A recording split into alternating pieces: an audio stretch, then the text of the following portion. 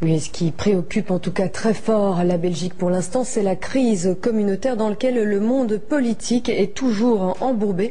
Le dernier épisode en date est signé Karel De Gucht. Le ministre des Affaires étrangères met en garde les francophones en leur rappelant qu'ils sont minoritaires et que même en démocratie, c'est la règle de la majorité qui prévaut. Thomas Gadisseux. Aujourd'hui, le vent du nord en a sans doute irrité plus d'un au sud, car le vent était piquant, comme les propos de Karel De Gucht. Les francophones n'ont rien compris, a-t-il dit. Si l'on veut aboutir à un compromis, il faudra que cessent les vétos. La minorité ne peut continuer de bloquer la majorité flamande.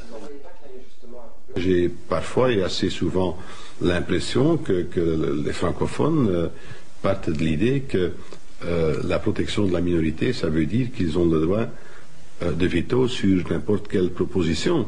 Et cela n'est pas vrai, parce que si on appliquerait cette règle, ça bloquerait forcément toute la mécanique belge.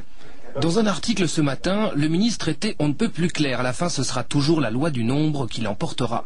Face à notre caméra, il tempère. Je pense que ça vaut pour les francophones qui ne savent pas traduire la protection de la minorité dans un droit de veto.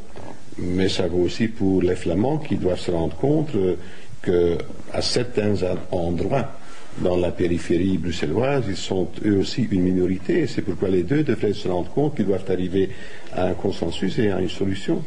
Karel De Gucht avoue qu'en ce moment, il est difficile d'être optimiste. La crise approche sans plan B, mais le 15 juillet, la fin de la Belgique, il n'y croit pas. Reste que de telles déclarations n'apaiseront en rien la tempête qui s'annonce.